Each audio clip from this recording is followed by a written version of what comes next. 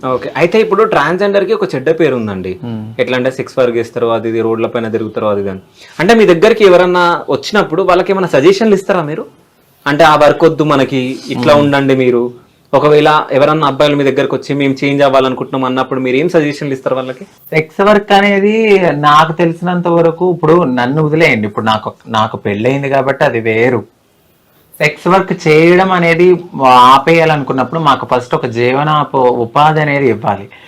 ఇప్పుడు చూస్తూ చూస్తూ ఒక మనిషి ఆకలి చచ్చిపోతుంటే ఎవరు ఊరుకుంటారు? ఊరుకోరు కదా. ఒక రకంగా సెక్స్ వర్క్ మా కమ్యూనిటీలో కొంతమంది చేయడం బట్టే కొన్ని మానభంగాలు అలాంటివి అనేవి తగ్గినాయి. ఇప్పుడు కావాలని ఎవ్వరు వాళ్ళ ఒళ్ళు తీసి వేరే వాళ్ళకి అర్పించాలని ఎవ్వరు అనుకోరు. ఒక ఏదో ఒక ఉపాధి లేకో వాళ్ళకు ఒక జీవితం లేకో ఇక బ్రతకలేని స్థితిలో కూడా బ్రతకాలి, ఇటు తల్లిదండ్రులు దూరం చేసి నా కడుపు నేను కాల్చుకుని ఏదో చేయాలి అన్న ఉద్దేశంతో ఈ మధ్యకాలంలో కొంతమంది చేస్తున్నారేమో తప్ప మాకేమి సరదా ఎక్కువ మా కమ్యూనిటీ వాళ్ళకి ఏదో ఇదైపోయి అయితే ఖచ్చితంగా చేయరు. ఒక మంచి ఉపాధి ఇవ్వండి, ఎందుకు చేసుకుంటారు? చేసుకోరు. ఇలా సెక్స్ వర్క్ చేసి ఒక అపోహతో ఇలా చూసే బదులు వాళ్ళకు ఒక జీవనాద వృత్తి చూపియండి. గిన్నెలు కడుగుతాకెళ్తే మీరు అసలు హోటల్స్ పెట్టారు కొంతమంది ట్రాన్స్జెండర్స్, మీ దగ్గర తినమని వెళ్ళిపోయారు. దానికి పనికిరం మేము. మాకు మేము సొంతగా వృత్తి చేసి కూరగాయలు అమ్ముకుంటే దీని దగ్గర కొనకూడదని చెప్పి పక్కన కొన్న వాళ్ళు ఎంతో మంది బాధపడిన ట్రాన్స్జెండర్స్ ఉన్నారు. అట్లానే ఐటీ ఎంప్లాయీలోకి వెళ్ళిన వాళ్ళు కూడా కొంచెం అవమానించి కొద్దిగా మానేసిన వాళ్ళు కూడా ఉన్నారు. మీరు ఎంకరేజ్ చేయండి, డిస్కరేజ్ చేయొద్దు. హోటల్ పెట్టుకున్న వాళ్ళని కూడా మీరు తినకపోతే మీ దగ్గర తినము అని చెప్పి వెళ్ళిపోయిన వాళ్ళు కూడా ఉన్నారు. అలాగే నైట్ పూట నుంచుంటే మాత్రం వస్తారు. అంటే మీరే కదా మమ్మల్ని అలా ప్రోత్సహిస్తున్నారు. అదే మీరు నార్మల్ గా వీళ్ళు ఏదో వృత్తి చేసుకుంటున్నారు, కడుపు నిండా అన్నం పెడుతున్నారని అలాంటివి కూడా ఎంకరేజ్ చేస్తుంటే అవి రావేమో. అయితే ఇంకోటి నేను ఒకటి చెప్తాను, ఒకవేళ మా వాళ్ళు ఆ వృత్తి చేసిన మాకన్నా ముందు నోరు తెరిస్తే పలానా అబ్బాయి బయటకు వచ్చారనుకుంటే ఎన్ని కాపురాలు కూలిపోతాయి. అవి కూడా కడుపులో పెట్టుకుని వచ్చిన వాళ్ళకు ఏదైతే వచ్చారో ఆ పని చూసుకుని వదిలేస్తారు అంతే తప్ప వాళ్ళ జోలికి వెళ్ళరు, ఏమీ చెయ్యరు. కానీ ఇది ఒకటి అడగాలి, నేను ఇట్లాగే విన్నా న్యూస్ లో. అంటే మీరు ఒకవేళ నిల్చున్నప్పుడు అంటే ట్రాన్స్జెండర్స్ నిజంగా లాయర్స్, డాక్టర్స్, పెద్ద పెద్ద వాళ్ళు వస్తారంట, అంటే పొలిటికల్ లీడర్స్ అట్లా, నిజమేనా అదంతా? అవును, వస్తారండి. ఓకే. ఎందుకంటే నేను ఈ కమ్యూనిటీలో ఉన్నాను కాబట్టి నేను మాట్లాడుతున్నాను. ఇప్పుడు చెప్పినంత మాత్రాన నేను నెగిటివిటీ స్ప్రెడ్ అవుతుందని నేను అస్సలు అనుకోను. ఎందుకంటే నాకు తెలుసు కాబట్టి. ఇప్పుడు నేను పెళ్లి చేసుకున్నాను, ఒక పద్ధతిగా ఇక్కడ కూర్చున్నాను అయి ఉండొచ్చు, కానీ నేను నా కమ్యూనిటీ అనేసరికి నేను ముందుకు వెళ్తాను, మాట్లాడతా వాళ్ళ కోసం. అది మా ఆయనకి కూడా తెలుసు. సో నేను మాట్లాడతాను వాళ్ళ కోసం, ఖచ్చితంగా నేను పోరాడతాను. ఎందుకు రారు? ఎంతో మంది యాక్టర్స్ వాళ్ళకి ఏది నచ్చొచ్చారు, వాళ్ళకి ఏదో నచ్చొచ్చారు, కానీ వాళ్ళ గురించి మేము బయట చెప్తే ఎన్ని కాపురాలు కూరిపోతాయి. ఎంతసేపు వీళ్ళే చేశారు మీరు ఎందుకు వెళ్తున్నారయ్యా? వెళ్ళకండి. మీరు ఎందుకు వెళ్తున్నారు? వెళ్ళొద్దు. నుంచి వాళ్ళే వెళ్ళిపోతారు. మీరు వెళ్తున్నారంటే మీరు అప్పుడు మరి అలాంటప్పుడు వాళ్ళు ఎందుకు వెళ్తున్నారు? నుంచున్నారేమో అనుకుని వదిలేయచ్చుగా. దీంట్లో 2 రకాలు ఉన్నాయి. ఇప్పుడు నేను నార్మల్ గా నడుచుకుంటూ 12ంటికి నేను నడుచుకుంటూ వచ్చినా నేను అదే అనుకుని నన్ను కూడా ఆపిన వాళ్ళు ఉంటారు. అలా కాకుండా కడుపు కోతకి వెళ్ళి నుంచున్న వాళ్ళు కూడా అలాగే అనుకుంటారు. మరి వచ్చి మీరు ఎలా వస్తున్నారు? పెళ్లిళ్ళు చేసుకుని మీరు హ్యాపీగా ఉండండి. వాళ్ళు ఎంతమంది ఆడపిల్లల జీవితంలో మరి మోసం చేస్తున్నారు? సెక్స్ వర్క్ మాత్రం మమ్మల్ని అలా చూస్తారు అంతే. అది కరెక్ట్ కాదు. మీరు ఎంకరేజ్ చేయకండి. ఫస్ట్ నుంచిన వాళ్ళే వెళ్ళిపోతారు. ఏం అవ్వట్లేదని వేరే ఆధారం చూసుకుంటారేమో. లాజిక్ గా ఆలోచిస్తే అది కరెక్టే కదా. సో అంటే మీ డ్రీమ్ ఏంది? మీరు ఏం చేయాలనుకుంటున్నారు? ఏమైనా ట్రస్ట్ గానీ ఏమైనా పెట్టాలనుకుంటున్నారా? ఫస్ట్ అయితే నేను, మా వారు, మా పిల్లలు, మా ఫ్యామిలీ మేము కొంచెం సెటిల్ అయ్యాక ఈ యూట్యూబ్ మీదనే నాకు ట్రస్ట్ పెట్టాలన్నంత లేదు, కానీ నాకు తోచిన దాంట్లో ఎవరో కొంతమందికి హెల్ప్ చేసుకుంటాను. సో అంటే నేను మీ దగ్గరికి వచ్చా, నేను 1 వీక్ బ్యాక్ నేను ఒకరిని ఫోటో తీయడం జరిగింది. సో మీ రాజు గారు సో మాదాపూర్లో ఒక పబ్బులో ఒక అమ్మాయితో నాకు కనిపించారు. సో ఆ ఫోటో మీకు చూపిస్తా. సో మీ రియాక్షన్ ఎట్లుంటుంది? ఏముంది, సరదాగా మా వారు అలాగే ఏమి ఉండదు. ఆయన పబ్బుకి ఏమి వెళ్ళరే నాకు చెప్పకుండా. ఓకే. రియాక్షన్ ఏమి ఉండదు అసలు. దాని హ్యాపీయా మీకు?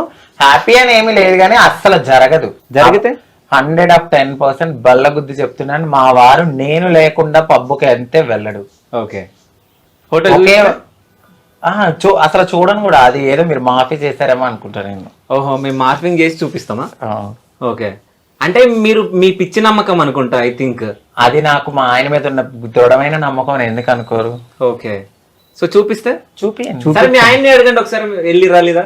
చూపించండి, చూస్తా. హా? ఇంపాసిబుల్. ఆ రోజు మీరు నాకు దొరకలే ఫోటోకి, లేకుంటే ఆ రోజు ఫోటో తీస్తుండే.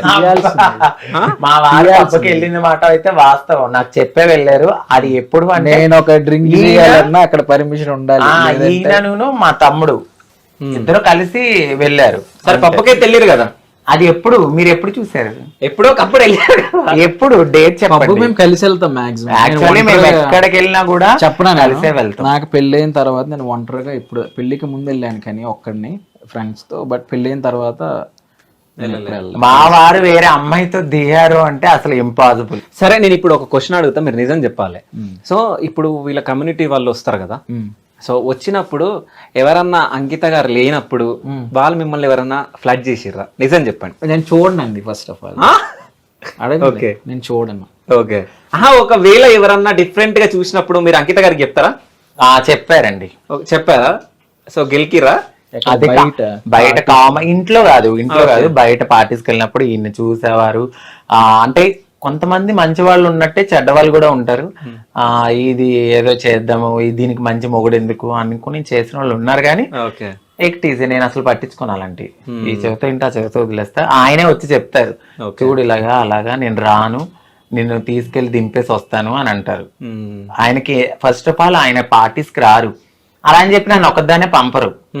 2 hours ఉన్నా 3 hours ఉన్నా పాపం ఆయన కారులోనే కూర్చుంటారు. నేనే ఇంకా రండి రండి పైకి అంట. ఎందుకంటే నాకున్న నమ్మకం అది.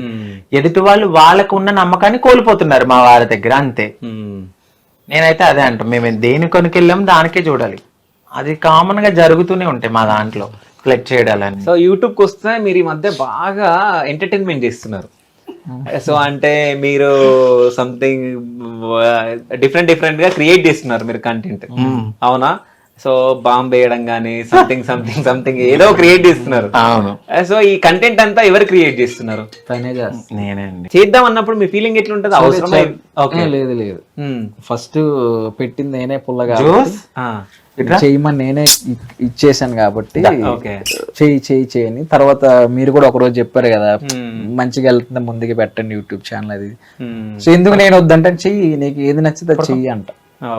బాగుంది అనిపిస్తే చెయ్యి, ఏముంది దాని యూస్ వస్తే వచ్చినా లేదంటే లేదు. నీకు ఇది అనిపించింది చేసుకుంటా ఏముండదు. కానీ మీరు నిజాయితీ గలవారు అని చెప్పేసి నాకు బాగా అర్థమైంది. ఎందుకంటే ఎవరైనా కానీ అంటే ప్రీవియస్ నేను వేరే ఛానల్లో వీళ్ళది ఇంటర్వ్యూ చేసిన, ఇది సెకండ్ టైం అనమాట. సో ఏంటంటే అప్పుడు నేను చెప్పిన ఉంటే, అంటే ఇప్పుడు మీది బాగా ట్రెండింగ్ లో ఉన్నారు. ఫస్ట్ టైం అంటే ఒక యువకుడు ట్రాన్స్జెండర్ ని పెళ్లి చేసుకోవడం ఇది బాగా ట్రెండ్ అవుతుంది. సో ఈ టైంలో మీరు యూట్యూబ్ ఛానల్ పెట్టుకుంటే మీకు బాగుంటది అని చెప్పి జస్ట్ నేను సజెషన్ ఇవ్వడం జరిగింది. సో అది ఇప్పటికే వాళ్ళు గుర్తుపెట్టుకుని మీరు అన్నందుకే స్టార్ట్ చేసాము అని అన్నారు చూడండి, అది నేను చాలా హ్యాపీగా ఫీల్ అవుతున్నాను. ఎందుకంటే అది చెప్పుకోవడం మీరు చెప్పారు కదా ఆ రోజు, దానికి తోడైంది కొంచెం హార్డ్ వర్క్ ఉంది చాలా. అంటే నేను చెప్పడం మాత్రమే, అంటే మీరు పెట్టకపోయినా, అంటే నాకు ఎందుకు అనిపించింది అంటే నా ఇంటర్వ్యూ తర్వాత బాగా వెళ్ళింది, అది చాలా వ్యూస్ వెళ్ళింది, ఎఫ్బీలో కానీ చాలా వెళ్ళింది. సో అప్పుడు నాకు అనిపించింది అనమాట, సో వీళ్ళు ట్రెండింగ్ లో ఉన్నారు, పెట్టుకోమంటే కొంచెం బెటర్ ఉంటుంది వాళ్ళకి అన్నట్టు ఏదో చిన్న సజెషన్ నేను ఇవ్వడం జరిగింది. కానీ వీళ్ళు అది గుర్తుపెట్టుకొని మళ్ళీ నేను ఇంటర్వ్యూ ఎవ్వరికి ఇవ్వలేరు, మళ్ళీ ఇంటర్వ్యూస్ ఎవ్వరికి ఇవ్వలేదు. మళ్ళీ నేను అడిగినందుకు సరే శివ గారు మీకు ఇస్తామని చెప్పి మీరు మమ్మల్ని యూట్యూబ్ పెట్టుకోమని సజెషన్ ఇచ్చారు కాబట్టి మీకు ఇంటర్వ్యూ ఇస్తామని చెప్పేసి మళ్ళీ చెప్పడం జరిగింది. So thank you so much. ఎందుకంటే మీరు గొప్పగా మళ్ళీ నా గురించి చెప్పినందుకు నేను హ్యాపీగా ఫీల్ అవుతున్నా. ఖచ్చితంగా చెప్పాలి కదా అన్నమాట అది. సో ఇట్లాగే మీరు అంచెలంచెలుగా ఇంకా ఎదగాలి, మీరు ఇంకా విల్లాస్ కట్టాలి అని చెప్పేసి, అంటే ఇప్పుడు మీ అమ్మగారి గురించి కడుతున్నారు విల్లా, దాని తర్వాత మళ్ళీ వారికి కూడా పైన మినీ బార్ ఏర్పాటు చేశాము. పైన ఏ పైన? మా ఇంటి పైన అక్కడ. ఓకే. 3rd floor లో మినీ బార్ కడుతున్నాము. ఫ్యామిలీ అంతా గ్యాదర్ అయ్యి సరదాగా ఉండడానికి. గెస్ట్ రూమ్స్ 2, కిందేమో మా అమ్మగారు, కింద రెంట్ కన్నట్టు. సరదాగా వెళ్ళినప్పుడు ఇప్పుడు ఈ రోజు ఇలా ఉన్నాను, రేపొద్దున మంచిగా పిల్లలు వచ్చాక వాళ్ళకు కూడా ఒక మంచి అట్మాస్ఫియర్ కావాలి, అందరితో కలవాలి, అన్ని చూపించాలి. ఇన్నాళ్ళు పడిన స్ట్రగుల్స్ చాలు నాకు ఇంకా అందుకే ఇది కొంచెం తగ్గించుకుంటూ నేను యూట్యూబ్ ని పెంచుకుంటూ వెళ్తున్నాను, ఓకే కంటెంట్ ఇచ్చుకుంటూ. ఒక్కసారిగా అంతమంది సబ్స్క్రైబర్స్ రారు కాబట్టి మనం చేస్తూ ఉండాలి, మన కృషి మనం చెయ్యాలి, వెళ్తూ ఉంటే నాకు ఇది అవుతుంది. యూట్యూబ్ మీదే నాకు వచ్చేయాలి నాకు ఎప్పుడూ లేదు. ఓకే నాకు పబ్లిక్ నుంచి ఒక మంచి ఆదరణ కావాలి. నేను చెప్తున్నాను కదా, నాకు యూట్యూబ్ నుంచి ఒక అమౌంట్ వస్తుందని కూడా నాకు లిటరలీ తెలియదు. ఫస్ట్ ఓకే నాకు అస్సలు తెలీదు. నాకు తర్వాత తెలిసింది, ఈయన తర్వాత సెర్చ్ చేయడము, ఇట్లా 1000 దాటాలి సబ్స్క్రైబర్స్, 10,000 అవ్వాలి, ఇలా ఇలా ఇలా అవన్నీ సబ్స్క్రైబర్లు 1 lakh వస్తాయి, ఇవన్నీ ఈయనే చూసుకునేవారు. కంటెంట్ నేను ఇచ్చాను, ఇప్పుడు నాకు అర్థమైంది. కానీ మీకు బయట మంచి పేరు ఉంది అన్నట్టు నాకు అర్థమైపోతుంది. ఎందుకంటే ఎమ్మెల్యేలు ఎంపీల భార్యలు మీకు ఫోన్లు చేసి మాట్లాడడం అంటే మీరు మంచి కంటెంట్ ఇస్తున్నారు, అంటే మీరు మంచిగా మహాలక్ష్మి లాగా వాళ్ళకి కనిపిస్తున్నారు కాబట్టి వాళ్ళు కూడా అట్రాక్ట్ అయిపోయి మీకు అంటే వాళ్ళు వాళ్ళ ఫ్యామిలీ మెంబర్ లాగా ట్రీట్ చేస్తున్నారు అనుకుంటా నేను. సో ఇట్లాగే యూట్యూబ్ ఛానల్ ఇంకా ముందుకు వెళ్ళాలి, సో ఇంకా మీరు మంచి పొజిషన్ లో ఉండాలి అని చెప్పేసి క్యూబ్ టీవీ త్రూ మేము కోరుకుంటూ thank you so much. So me viewers కు మీరే ఇప్పుడు ఆపరేషన్ లేకుండానే మోకాళ్లకు ప్లాస్మా ట్రీట్మెంట్, మీ ఆర్థోపెటిక్ సమస్యలన్నిటికీ రోబోటిక్ టెక్నాలజీ ద్వారా తక్కువ ఖర్చుతో శాశ్వత పరిష్కారం, ఫ్రీ కన్సల్టేషన్, ప్రతి ట్రీట్మెంట్ పై 20% డిస్కౌంట్. ఈ ఆఫర్ కొద్ది రోజులు మాత్రమే, త్వరపడండి. V9 hospitals 9281465842.